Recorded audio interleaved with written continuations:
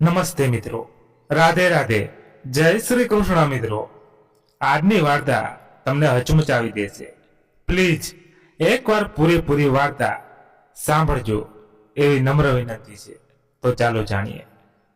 6 વર્ષ પછી જ્યારે હું અમેરિકાથી મેડિકલનો અભ્યાસ પૂરો કરીને ભારત પાછો ફર્યો અને એક દવાખાનામાં મારી ફરજ બજાવી રહ્યો હતો, ત્યારે મારી નજર ત્યાં કામ કરી રહેલી એક લગભગ 80 વર્ષની વૃદ્ધ મહિલા પર પડી. તેઓ દવાખાનાના મોંતળિયે જોકીને સફાઈ કરી રહ્યા હતા અને પાસે ઊભેલી એક નર્સે તેમના પર જોર જોરથી બૂમો પાડી રહી હતી, કારણ કે તેમનાથી કામ બરાબર નહોતું થઈ રહ્યું. તેમનું ધ્રુજતું શરીર અને નમેલી કમર જોઈને મારા દિલમાં અચાનક અજીબ બેચેની થવા લાગી. પરંતુ જેવો હું તેમની પાસે ગયો અને તેમનો ચહેરો ધ્યાનથી જોયો, મારા પગ નીચેથી જમીન ખસી ગઈ, કારણ કે તે બીજું કોઈ નહીં પણ મારી પોતાની દાદી હતા. એ જ દાદી જેના વિશે મારા મમ્મી પપ્પા હંમેશા કહેતા હતા કે તેઓ વૃંદાવનમાં યાત્રા કરવા ગયા છે. તે પડે મારી દુનિયા જાણે થંભી ગઈ. મારી આંખો સામે બાળપણની બધી યાદો ઘૂમવા લાગી. દાદીનું મને ખોળામાં રમાડવું, મને જમાડવું, મારા માટે પ્રાર્થના કરવી, અને આજે એ જ દાદી એક અજાણ્યા શહેરના દવાખાનામાં કચરા પોતા કરી રહ્યા હતા. જ્યારે મેં દાદી પાસેથી તેમની આ હાલતની સચ્ચાઈ સાંભળી તો મારો આત્મા પણ કંપી ઉઠ્યો. તે દિવસે મને સમજાઈ ગયું કે ક્યારેય માણસને સૌથી ઊંડો ઘા પોતાના જ આપે છે. પરંતુ તે દિવસે મેં પણ એક નિર્ણય લીધો, એવો નિર્ણય નહીં જેને માત્ર મારી જિંદગી નહીં, મારા આખા પરિવારનું નસીબ બદલી નાખ્યું. આજે પણ મારા મમ્મી પપ્પા પોતાના કાર્ય પર પસ્તાય છે અને મારી પાસે માફી માંગે છે.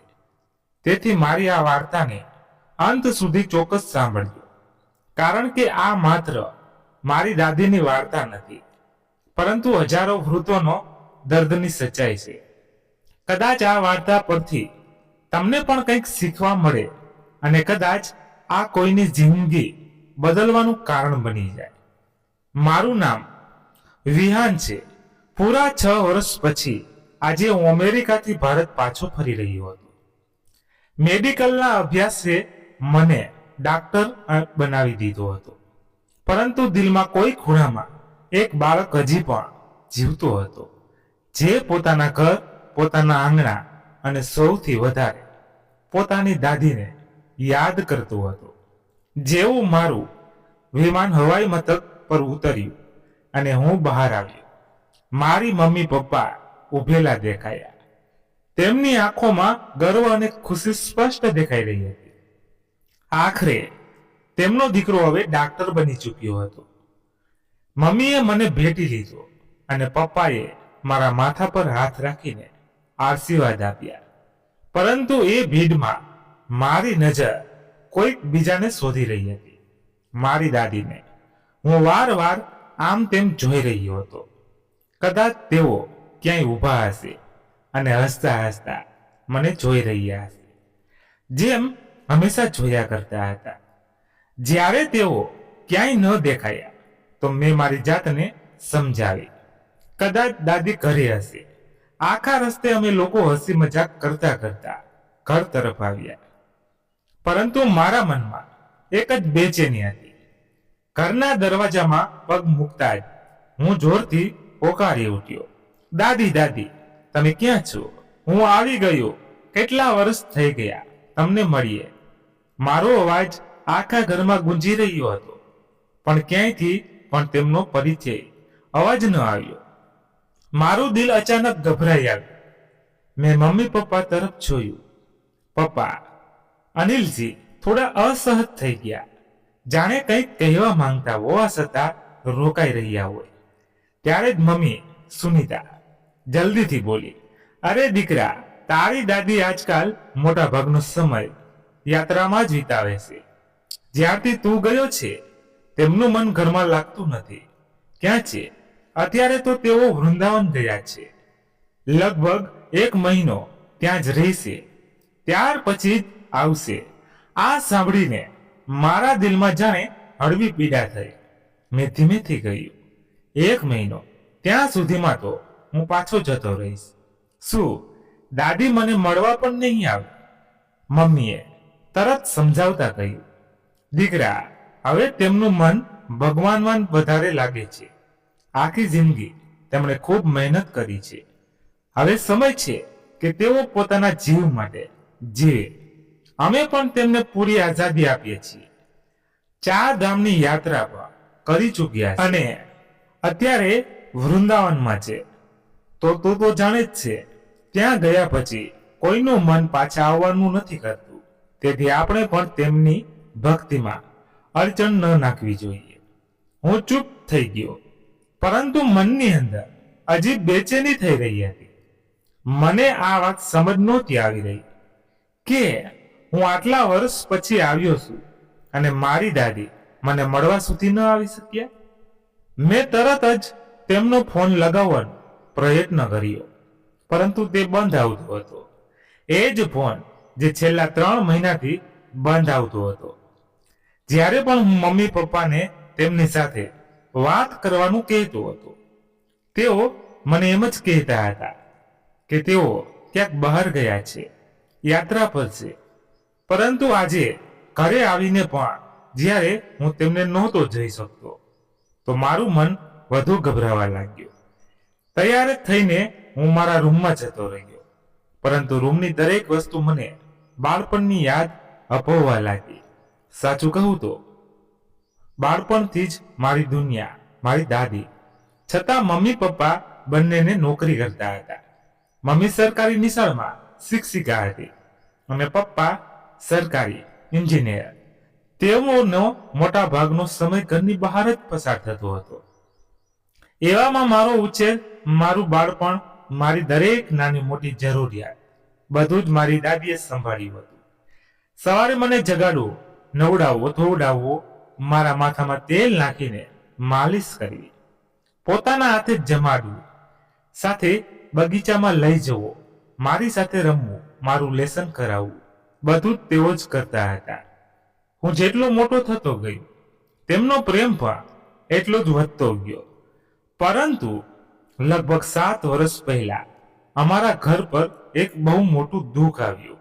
મારા દાદાજી આ દુનિયામાંથી જતા રહ્યા. એ જ સમયે મેં મેડિકલની પ્રવેશ પરીક્ષા આપી હતી અને થોડા દિવસો પછી મારે અમેરિકાની એક મોટી યુનિવર્સિટીમાં પસંદગી થઈ ગઈ હતી. પરંતુ દાદાજી આ ખુશખબર સાંભળી જ ન શક્યા. દાદી દાદાના ગયા પછી પૂરી રીતે તૂટી ગયા હતા. તેમના ચહેરાનું હાસ્ય જાણે ક્યાંય ખોવાઈ ગયું હતું. હું તે સમયે જેટલું બની શકે તેટલું તેમની પાસે બેસતો, તેમની સાથે વાતો કરતો, તેમને હસાવવાનો પ્રયત્ન કરતો, કારણ કે હું જાણતો હતો કે તેઓ મને જોઈને જ થોડી શાંતિ અનુભવે છે. પરંતુ નસીબને કંઈક બીજું જ મંજૂર હતું. 1 વર્ષ પછી મારે પણ અભ્યાસ માટે અમેરિકા જવું પડ્યું. દાદી મને જવા દેવાનો નહોતા માંગતા અને સાચું કહું તો મારું મન પણ ન હતું, પરંતુ મારા ભવિષ્ય માટે મારે જવું પડ્યું. ત્યાં ગયા પછી પણ મારી સૌથી વધારે વાતો દાદી સાથે જ થતી હતી. હું તેમને દરરોજ મારો અભ્યાસ, મારી જિંદગી, અમેરિકાની દુનિયા બધું જ કહેતો હતો અને બદલામાં દાદી મને ભારતની નાની નાની વાતો સંભળાવતા હતા. પરંતુ છેલ્લા 3 મહિનાથી તેમની સાથે મારી વાત નહોતી થઈ શકતી અને આજ વાત મને સૌથી વધારે હેરાન કરી રહી હતી. હું કોઈ પણ રીતે તેમને મળવા માંગતો હતો, પરંતુ મમ્મી પપ્પાની વાત યાદ કરીને મારી જાતને રોકી દેતો હતો કે ક્યાંક તેમની ભક્તિમાં અડચણ ન નાખું. મન મારીને હું મારા કામમાં લાગી ગયો અને અહીં એટલે બોલાવવામાં આવ્યો હતો, કારણ કે આવતા 15 દિવસોમાં મારે ભારતના અલગ અલગ શહેરમાં જઈને દવાખાનાઓમાં દર્દીઓનો ઈલાજ કરાવવાનો હતો. કાલે મારે દિલ્હીના દવાખાને જવાનું હતું અને 2 દિવસ પછી બેંગ્લોર. બીજા દિવસે હું સવારે વહેલો ઉઠીને દવાખાને પહોંચી ગયો. આખો દિવસ દર્દીઓને જોયા. જેમની પાસે પૈસા ન હતા તેમનો મફત ઈલાજ કર્યો અને જેટલી બની શકે તેટલી તેમની મદદ પણ કરી. સાંજે જ્યારે થાકીને ઘરે પાછો ફર્યો તો મમ્મીએ મારા માટે ચા અને ખાવાનું બનાવ્યું. પરંતુ ખબર નહીં કેમ દરેક કોળિયામાં મને મારી દાદીની યાદ આવી રહી હતી. એ જ દાદી જે આજે પણ ફોન પર હસીને કહેતા હતા, હું જલ્દીથી અમેરિકા પાછો આવી જા. હું તારા માટે મારા હાથે મારા મનપસંદ છોલે ભટુરે બનાવીને ખવડાવીશ. આજે હું સાચે ભારત પાછો આવી ગયો હતો, પરંતુ મારી દાદી મારી પાસે ન હતા અને આ વાત મારા દિલને અંદર સુધી બહુ દુઃખ આપી રહી હતી. દિલ્હીના દવાખાનામાં સતત 2 દિવસ સુધી દર્દીઓને જોયા. પછી હવે મારે બેંગ્લોર જવાનું હતું. ત્યાં પણ પહેલાથી જ મારી મુલાકાત નક્કી હતી અને ઘણા દર્દીઓની યાદી મારી પાસે આવી ચૂકી હતી. એટલે મેં સીધી દિલ્હીથી ફ્લાઇટ પકડી અને બેંગ્લોર માટે નીકળી પડ્યો. સાચું કહું તો આ શહેર મારા માટે બિલકુલ નવું હતું. આજ પહેલા હું અહીં ક્યારેય નહોતો આવ્યો. હવાઈ મથકથી બહાર નીકળતા બેંગ્લોરના ઝડપી રસ્તાઓ, ટ્રાફિક અને ઊંચી ઊંચી ઇમારતો જોઈને મને અહેસાસ થયો કે આ શહેરમાં કોઈ સપનાની જેમ દોડતું રહે છે. થોડી જ વારમાં હું એ દવાખાનાની સામે ઊભો હતો જ્યાં મારે દર્દીઓને જોવાના હતા. એ દવાખાનું ન તો બહુ મોટું હતું અને ન તો બહુ નાનું, બસ એક સાધારણ એવું દવાખાનું હતું જ્યાં મોટા ભાગે ગરીબ અને જરૂરિયાતમંદ લોકો ઈલાજ કરાવવા આવતા હતા. જેવો મેં દવાખાનાની અંદર પગ મૂક્યો મને એક અજીબ અહેસાસ થયો, જાણે આ જગ્યા મને કંઈક કહેવા માંગતી હોય. દવાખાનાના કર્મચારીઓએ મારું ઉષ્માભર્યું સ્વાગત કર્યું. ઘણા લોકો ફૂલોના ગુલદસ્તા લઈને આવ્યા. કોઈ કે મને નમસ્કાર કર્યા તો કોઈએ મારા કામની પ્રશંસા કરી. હું હસતા હસતા બધાનું અભિવાદન કરતો સીધો મારા રૂમમાં પહોંચી ગયો. ત્યાં ઘણા દર્દીઓ મારી રાહ જોઈ રહ્યા હતા. કલાકો સુધી હું સતત દર્દીઓને જોતો રહ્યો. કોઈને દવા આપી, કોઈને રિપોર્ટ માટે મોકલ્યા, કોઈ ગરીબ દર્દીની ફ્રી માફ કરી દીધી તો કોઈને મારા ખિસ્સામાંથી પૈસા આપીને મદદ કરી. જોતા જોતા બપોર થઈ ગઈ અને હું થાકીને બિલકુલ ચૂર થઈ ચૂક્યો હતો. જમવાનો સમય થઈ ગયો હતો એટલે મેં વિચાર્યું કે બહાર જઈને કંઈક ખાઈ લો. જ્યારે હું દવાખાનાના લાંબા રસ્તા પરથી પસાર થઈ રહ્યો હતો ત્યારે મારી નજર એક વૃદ્ધ મહિલા પર પડી, જ્યાં ઝૂકીને ભોંયતળિયા પર પોતા લગાવી રહ્યા હતા. તેમને જોઈને મારા પગ અચાનક રોકાઈ ગયા. તેમના હાથ ધ્રુજી રહ્યા હતા, કમર ઝૂકેલી હતી અને ચહેરા પર ઉંમરનો થાક સ્પષ્ટ દેખાઈ રહ્યો હતો. મારા મનમાં એક જ વિચાર આવ્યો કે એવા લોકો હશે તેમના ઘરમાં જે આ ઉંમરે પણ તેમની પાસે એટલું ભારે કામ કરાવી રહ્યા છે. મને તેમને જોઈને ખૂબ દયા આવી, પરંતુ બીજી જ પડે મેં મારી જાતને સમજાવી કે કદાચ તેમની કોઈ મજબૂરી રહી હશે, કારણ કે મજબૂરી વગર કોઈ પણ આ ઉંમરે આવું કામ નથી કરતું. ત્યારે જ અચાનક તેમના હાથમાંથી પોતાની ડોલ લપસી ગઈ અને બધું પાણી ભોંયતળિયા પર ફેલાઈ ગયું. તે જ સમયે એક વડબોય ત્યાં આવ્યો અને ગુસ્સામાં તેમના પર બૂમો પાડવા લાગ્યો. જ્યારે તમારાથી કામ નથી થતું તો કરો છો શું કામ? છોડી કેમ નથી દેતા? આ નોકરી અહીં પરાણે પગાર લેવા માટે બેઠા છો. અરે જાઓ, હવે તમારી ઉંમર કામ કરવાની નથી. ઘરે બેસીને આરામ કરો. ખબર નહીં ક્યાંથી આવી જાય છે આવા લોકો. આટલું સાફ ન કર્યું, એનાથી વધારે ગંદકી ફેલાવી દીધી. એટલામાં એક નર્સ પણ ત્યાં આવી ગઈ અને તે પણ તેમને ખકડાવવા લાગી. હા, આનું તો રોજનું આ નાટક છે. કાલે કચરો વાળતા વાળતા વચ્ચે બેસીને આરામ કરવા લાગી હતી, જાણે આને આરામ કરવાનો જ પગાર મળતો હોય. અને લોકો સવારથી સાંજ સુધી મજૂરી કરીએ છીએ ત્યારે જઈને પૈસા મળે છે. આ મહારાણી બસ આરામ કરતી રહે છે. આજે તો હું ડાયરેક્ટ સાહેબને બોલાવી દે, આને નોકરીમાંથી હટાવીને જ રહીશ. તે વૃદ્ધ મહિલા હાથ જોડીને તેમને વિનંતી કરી રહ્યા હતા. દીકરી, આવું ન કરો. મને આ નોકરીની બહુ જરૂર છે. મારાથી ભૂલ. પાણી ઢોળાઈ ગયું. હાથ ધ્રુજી રહ્યા હતા. હમણાં સાફ કરી દઉં છું. પરંતુ તે બદલે રોકાવાનું નામ જ નહોતો લઈ રહ્યું. સતત તેમનું અપમાન કરી રહ્યા હતા. આ બધું જોઈને મારી અંદરનો માણસ તરત પડી ઉઠ્યો. હું ઝડપી ડગલે તેમની તરફ આગળ વધ્યો ત્યારે જ તે વૃદ્ધ મહિલા પાછળ ફરીને પોતાના ઉપાડવા માટે ઝૂક્યા અને જેવો મેં તેમને ચહેરો જોયો મારા પગ ત્યાં જ જામી ગયા. મારા શરીરમાં જાણે લોહી જામી ગયું હોય, શ્વાસ રોકાઈ ગયા હોય, આંખો ફાટેલી રહી ગઈ. એવું લાગ્યું જાણે અચાનક મારા પર વીજળી પડી ગઈ હોય. તે વૃદ્ધ મહિલા બીજું કોઈ નહીં, મારી પોતાની દાદી હતા. એ જ દાદી જેમણે મને બાળપણથી ઉછેર્યો હતો. તેમની આ હાલત જોઈને મારો આત્મા પણ રડી પડ્યો. જો તમે મારા આ દર્દને સમજી શકતા હોય તો અત્યારે જ કોમેન્ટમાં ચોક્કસ જણાવો કે આવી પરિસ્થિતિમાં મારે શું કરવું જોઈએ. અને જો આ વાર્તા તમારા દિલને સ્પર્શી રહી હોય તો તે અત્યારે લાઈક ચોક્કસ કરો અને સાથે જ ચેનલને સબસ્ક્રાઇબ કરવાનું બિલકુલ ના ભૂલતા. કારણ કે સાચું તો એ જ છે, જેટલા પણ લોકો અમારી વાર્તા જોવે છે તેમાંથી 1% લોકો પણ ચેનલને સબસ્ક્રાઇબ નથી કરતા. તમારું એક નાનું સબસ્ક્રિપ્શન અમારા માટે ખૂબ મોટી પ્રેરણાનું કામ કરે છે, જેનાથી અમને હિંમત મળે છે કે અમે આવી જ સાચી ભાવનાત્મક અને જિંદગી સાથે જોડાયેલી વાર્તાઓ તમારા સુધી પહોંચાડતા રહીએ. તેથી ચેનલને ચોક્કસ સબસ્ક્રાઇબ કરજો અને વાર્તામાં અમારી સાથે અંત સુધી જોડાયેલા રહો. એક પળ માટે મારું મગજ બહેર મારી ગયું, કાંઈ વિચારી પણ નહોતો શકતો. ત્યારે જ એ નર્સે મારી દાદીનો હાથ પકડીને ઝાટકો માર્યો અને ગુસ્સામાં બોલી, રોજ રોજનો નાટક થઈ ગયું છે. તારું આજે તો તારી ફરિયાદ કરીને જ રહીશ. બસ આ સાંભળતા જ મારી અંદરનો ગુસ્સો ફાટી પડ્યો. હું ત્યાંથી જોરથી બળી ઉઠ્યો. ઉભા રહો, મારો અવાજ આખા રસ્તા પર ગુંજી ઉઠ્યો. બધા લોકો ચકનાચૂર ચૂપ થઈ ગયા અને મારી તરફ જોવા લાગ્યા. હું ઝડપથી તેમની પાસે ગયો અને ગુસ્સામાં બોલ્યો, આ શું બદતમીજી છે? તમને કોઈની ઉંમરની પણ શરમ નથી? બધા સંસ્કાર ભૂલી ગયા છો કે શું?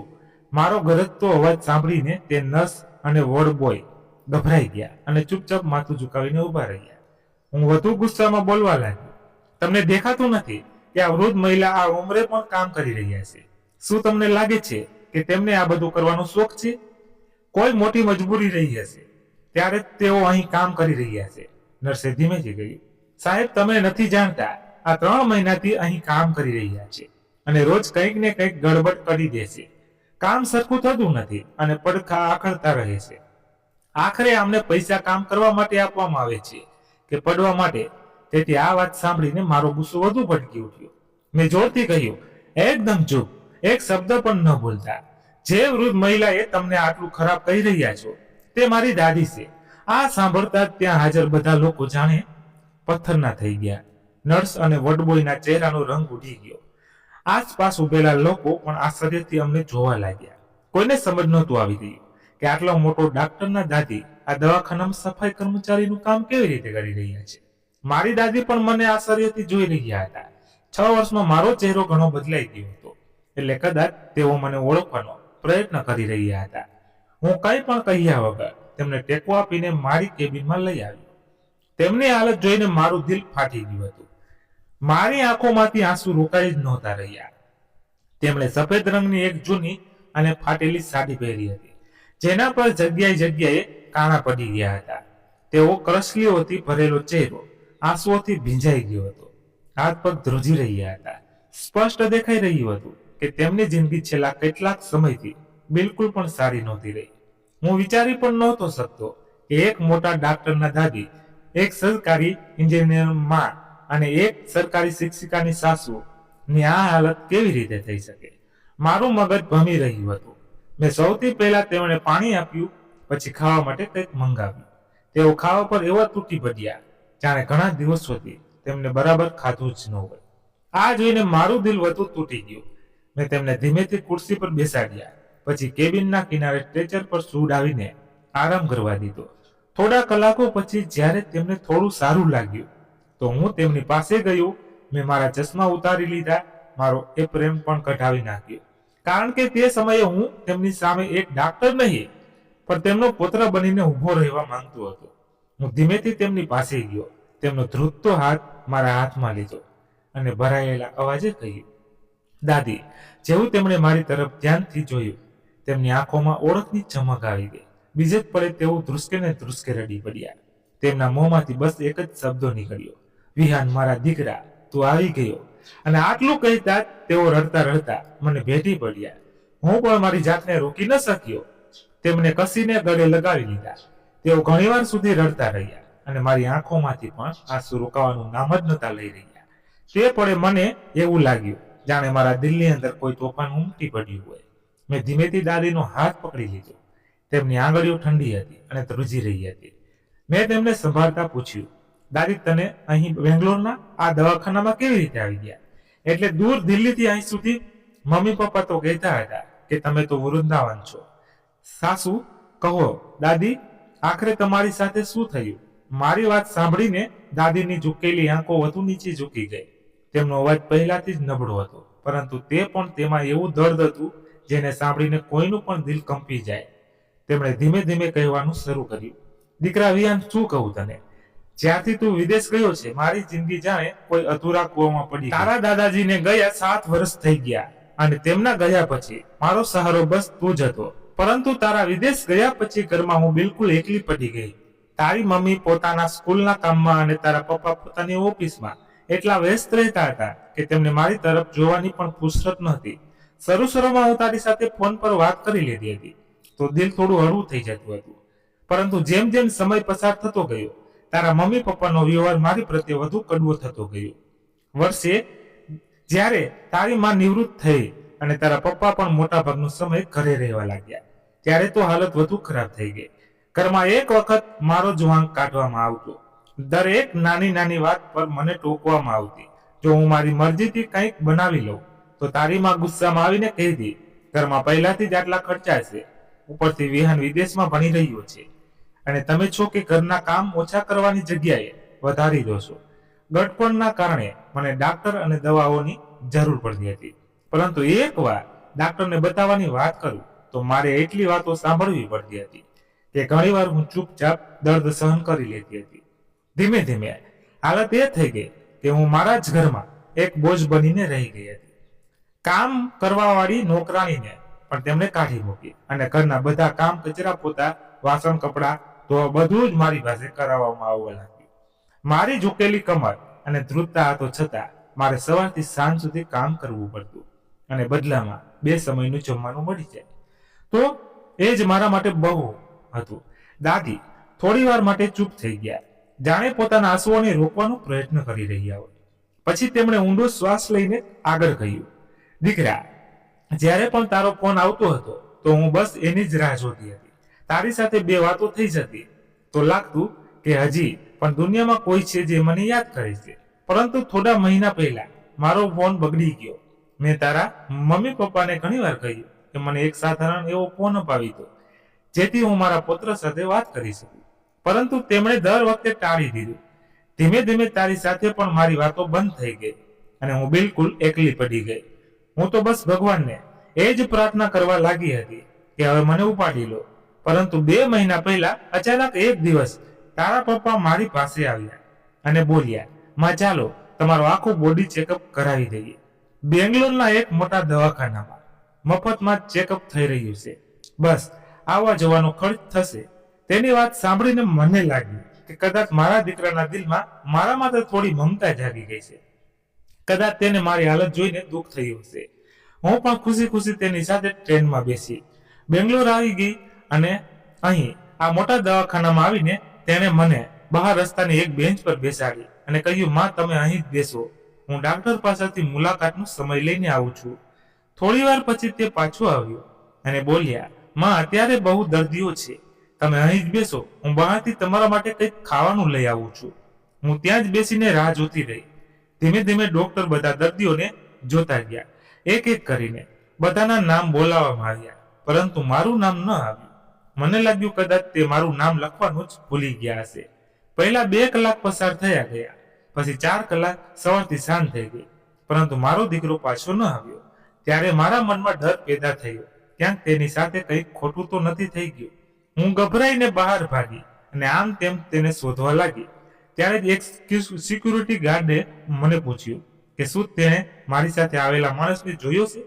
તેણે બેદરકારીથી કહ્યું, અહીં રોજ હજારો લોકો આવે છે, કોણ કોને છોડીને જતું રહે છે, અમે કેવી રીતે યાદ રાખીએ? અવારનવાર લોકો પોતાના ઘરડા મા બાપને અહીં છોડીને જતા રહે છે. તેની આ વાત સાંભળીને જાણે મારા પગ નીચેથી જમીન જ ખસી ગઈ. તે પણ મને સમજાઈ ગયું. મારો પોતાનો દીકરો મને આ અજાણ્યા શહેરમાં આ દવાખાનાની બેન્ચ પર હંમેશા માટે છોડીને જતો રહ્યો છે, જેથી તે હવે તેમની પત્ની ને કોઈ ભાર વગર આરામથી કામ કરી શકે.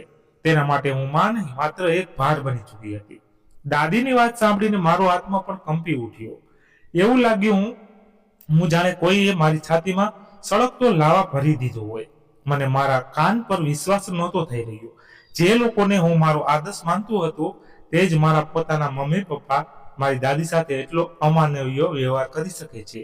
મારા મગજમાં બસ એક જ સવાલ વારવાર ઘૂમી રહ્યો હતો: શું ગરડું થવું આટલો મોટો અપરાધ છે કે માણસ પોતાના જ ઘરના વૃદ્ધોને આ રીતે નિરાધાર છોડી દે છે? આવી ખબરો મેં ઘણીવાર છાપાઓમાં વાંચી હતી, ટીવી ચેનલો પર જોઈ હતી અને લોકોના મોઢે સાંભળી પણ હતી, પરંતુ ક્યારેય સપનામાં પણ નહોતું વિચાર્યું કે આવું મારા પોતાના ઘરમાં પણ થઈ શકે છે. મારી અંદરનો ગુસ્સો જાણે ધીમે ધીમે જ્વાળામુખી બનીને ફાટવા લાગ્યો. મારા હાથ પગ ધ્રુજી રહ્યા હતા. મારી મુઠ્ઠીઓ એટલી જોરથી પીડાયેલી હતી કે નખ હથેળીઓમાં ખૂંપી રહ્યા હતા. હું મારી જાતને સંભાળી ન શક્યો અને સામે મૂકેલા ટેબલ પર જોરથી હાથ પછાડ્યો. બોલ્યા, દાદી, તમારી સાથે બહુ ખોટું થયું છે. બહુ મોટો અન્યાય થયો છે. તમે આખી જિંદગી માત્ર મમ્મી પપ્પા માટે તો જીવ્યા છો. જ્યારે તેઓ બંને નોકરી પર જતા હતા ત્યારે તમે જ મને સંભાળ્યો, મને પ્રેમ આપ્યો, મને વાર્તાઓ સંભળાવી, મારી દરેક જરૂરિયાતનો ખ્યાલ રાખ્યો. તમારા કારણે તેઓ બંને નિશ્ચિત થઈને પોતાની જિંદગીમાં આગળ વધતા પોતાના સપનાઓ પૂરા કરતા ગયા. તમે અમારી આખી જુબાની અને તમારી બધી ખુશીઓ આ પરિવાર માટે કુરબાન કરી દીધી, અને બદલામાં તમને શું મળ્યું? જ્યારે તમને સૌથી વધારે પરિવારના સહારાની જરૂર હતી, જ્યારે તમને તમારા દીકરા અને વહુના પ્રેમની જરૂર હતી, ત્યારે તેમણે તમને આ અજાણ્યા શહેરમાં એક અજાણ્યા દવાખાનામાં એકલા છોડી દીધા. મારા અવાજમાં એટલું દર્દ અને ગુસ્સો હતો કે ખુદ મને પણ અહેસાસ થઈ રહ્યો હતો કે જો તે વખતે મમ્મી પપ્પા મારી સામે હોત તો કદાચ હું મારી જાતને રોકી ન શકત. મારી વાત સાંભળીને દાદીનું દિલ વધુ તૂટી ગયું. તેમણે ધ્રુજતા હાથે મારો હાથ પકડી લીધો અને મને શાંત કરવાનો પ્રયત્ન કરતા બોલ્યા, દીકરા, કદાચ મારા નસીબમાં આજ લખ્યું હશે. દરેકને ઘડપણમાં પ્રેમ અને સન્માન નથી. જ્યારે તારો પિતા મને અહીં છોડીને ગયો ત્યારે મારી પાસે કંઈ પણ નહોતું, ન પૈસા, ન સહારો, ન કોઈ ઓળખાણ. મને સમજ ન હતું આવી રહ્યું કે હવે હું શું કરું અને કેવી રીતે જીવીશ. ત્યાં રાત્રે હું દવાખાનાની બહાર એ જ બેન્ચ પર બેસી રહી. આખી રાત ઠંડી હવા ફૂંકાતી રહી. લોકો આવતા જતા રહ્યા, પરંતુ મારો દીકરો પાછો ન આવ્યો. સવાર થવા લાગી તો દવાખાનાના માલિક અંદર જઈ રહ્યા હતા. તેમણે મને જોઈ. તેમણે મને રાત્રે પણ ત્યાં જ બેઠેલી જોઈ હતી જ્યારે તેઓ મોડી રાત્રે ઘરે જઈ રહ્યા હતા. મારી સૂજેલી આંખો, ધ્રુજતું શરીર અને વિખરાયેલી હાલત જોઈને તેઓ મારી પાસે આવ્યા અને ધીમેથી બોલ્યા, અમ્માજી, તમે અહીં શું કરી રહ્યા છો? તેમની વાત સાંભળતા જ મારી અંદરનું દર્દ જાણે બહાર આવી ગયું. મેં હાથ જોડીને કહ્યું, દીકરા, શું કહું, મારો દીકરો મને અહીં છોડીને જતો રહ્યો છે. હું દિલ્હીથી આવી છું, પરંતુ હવે મારે નથી ખબર કે હું ક્યાં જાઉં. પછી મેં તેમને આખી વાર્તા સંભળાવી દીધી. કેવી રીતે મારો દીકરો મને ચેકઅપના બહાને અહીં લાવ્યો અને કેવી રીતે મને આ જ બેન્ચ પર બેસાડીને હંમેશા માટે છોડી ગયો. મારી વાત સાંભળીને તેમની આંખો પણ ભરાઈ આવી. તેમણે થોડી વાર ચૂપ રહ્યા. પછી મને કહ્યું, અમ્માજી, સાચું કહું તો આવા કિસ્સા અહીં અવારનવાર થતા રહે છે. ઘણા લોકો પોતાના ઘરડા મા બાપને દવાખાનામાં છોડીને જતા રહે છે. અમે ઈચ્છીએ પણ દરેકની મદદ નથી કરી શકતા. પછી તેમણે મારી તરફ જોઈને કહ્યું, પરંતુ હું તમારા માટે આટલું ચોક્કસ કરી શકું છું કે જો તમે ઈચ્છો તો આ દવાખાનામાં તમારી ક્ષમતા મુજબ કોઈ નાનું મોટું કામ કરી શકો છો. બદલામાં તમને થોડા પૈસા મળી જશે, જેથી તમે તમારું ગુજરાન ચલાવી શકો અને દવાખાનાની પાછળ કર્મચારીઓના રહેવા માટે જે નાના મોટા રૂમ બનાવેલા છે તેમાંથી એક નાનો રૂમ હું તમને અપાવી શકું છું. દાદી થોડી વાર ચૂપ થઈ ગયા. તેમની આંખોમાંથી આંસુ સતત વહી રહ્યા હતા, પરંતુ છતાં પણ તેમણે પોતાની વાત ચાલુ રાખી. દીકરા, એ અજાણ્યા શહેરમાં, એ અજાણી જગ્યાએ માણસે મારા માટે જે કર્યું તે મારા માટે કોઈ ભગવાનથી કમ ન હતું. એ જ દિવસથી મેં આ દવાખાનામાં સફાઈનું કામ કરવાનું શરૂ કરી દીધું. સવારે વહેલા ઉઠીને હું દવાખાના રસ્તાઓ, કચરાઓ વાળતી, પોતા લગાવતી, કચરો ઉપાડતી. મારી ઉંમર થઈ ચૂકી હતી, કમર ઝૂકી ગઈ હતી, હાથ ધ્રુજતા હતા, એટલે ઘણીવાર મારાથી કામ સરખું નહોતું થઈ શકતું. ક્યારેક ક્યારેક કોઈ ડોક્ટર કે કર્મચારી મને ખકડાવી પણ દેતા હતા, પરંતુ મેં બધું સહન કરતા શીખી લીધું હતું. કારણ કે હવે મારી પાસે કોઈ બીજો રસ્તો ન હતો. દવાખાનાની પાછળ જે નાનો રૂમ મને રહેવા માટે મળ્યો હતો તે આટલો નાનો હતો કે તેમાં સરખી રીતે પગ ફેલાવીને સૂવું પણ મુશ્કેલ હતું. પરંતુ મેં એ જ મારું ઘર માની લીધું. મારા દાદાજીએ એ સોનાના નાના ફૂલ મને આપ્યા હતા. તે વેચીને મેં તારા માટે ખાવા પીવાની અને રસોડાની કેટલીક જરૂરી વસ્તુઓ ખરીદી લીધી, જેથી ઓછામાં ઓછું મારા માટે 2 સમયની રોટલી બનાવી શકું. છેલ્લા 2 મહિનાથી હું ત્યાં જ રહી હતી. આખો દિવસ સફાઈનું કામ કરતી અને રાત્રે એ જ નાના રૂમમાં સૂઈ જતી. ઘણીવાર મને તારી બહુ યાદ આવતી હતી. હું વિચારતી હતી કે કાશ મારો પુત્ર અહીં હોત તો મને આ હાલતમાં ક્યારેય ન રહેવા દે. પરંતુ મેં સપનામાં પણ નહોતું વિચાર્યું કે તું અચાનક આ જ દવાખાનામાં આવી જઈશ અને મને આ હાલતમાં જોઈ લઈશ. દાદીની આ વાત સાંભળીને મારું માથું શરમથી ઝૂકી ગયું. મારા દિલમાં બસ એક જ વાત વારવાર ગુંજી રહી હતી. એક વૃદ્ધ મહિલા જેનો દીકરો એન્જિનિયર છે, બહુ શિક્ષિકા રહી ચૂકી છે અને પૌત્ર ડોક્ટર બની ચૂક્યો છે, તે દવાખાનામાં સફાઈનું કામ કરવું પડી રહ્યું છે.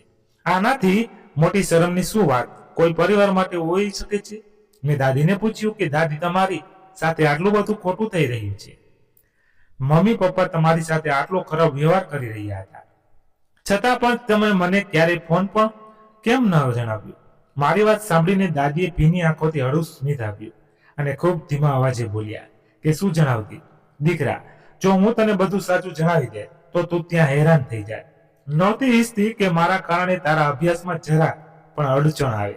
એટલે જ્યારે પણ તું ફોન કરતો હતો હું હંમેશા એ જ કહેતી હતી કે હું બિલકુલ મજામાં છું, બધું સારું ચાલી રહ્યું છે, જેથી તું મન લગાવીને અભ્યાસ કરતો રહે અને એક દિવસ આપણું નામ રોશન કરે.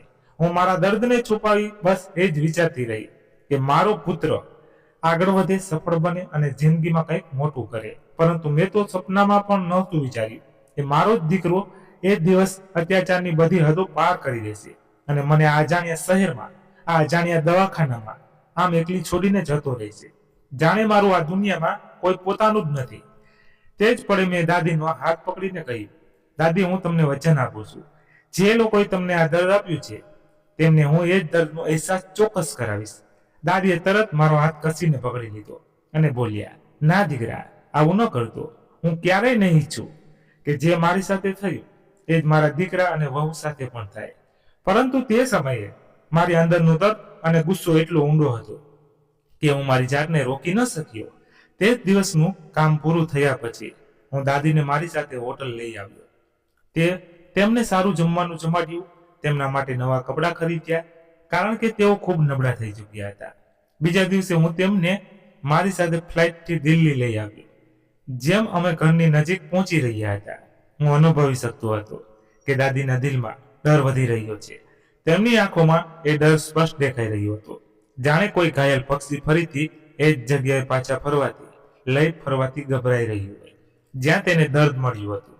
ઘરની પાસે પહોંચતા જ તેમણે મારો હાથ પકડી લીધો અને ધ્રુજતા જતા અવાજે બોલ્યા, ના દીકરા, મને ત્યાં ન લઈ જા. હું ફરીથી એ જ જિંદગી નથી જીવી શકતી. એના કરતાં તો સારું છે તું મને પાછી ત્યાં જ છોડી દે. ઓછામાં ઓછું ત્યાં ઇજ્જતની 2 રોટલી તો મળી રહી હતી. તેમની વાત સાંભળીને મારી આંખો ભરાઈ આવી. મેં તેમનો હાથ પકડીને કહ્યું, દાદી, તમે બિલકુલ ચિંતા ન કરો. હવે તમારો પુત્ર પાછો આવી ગયો છે. જો કોઈએ તમારી સાથે જરા પણ ખોટો કરવાનો પ્રયત્ન કર્યો તો તેણે પહેલા મારી પાસેથી પસાર થવું પડશે. આટલું કહીને મેં દાદીને બહાર બેસાડ્યા અને હું જાતને ઘરની અંદર જતો રહ્યો.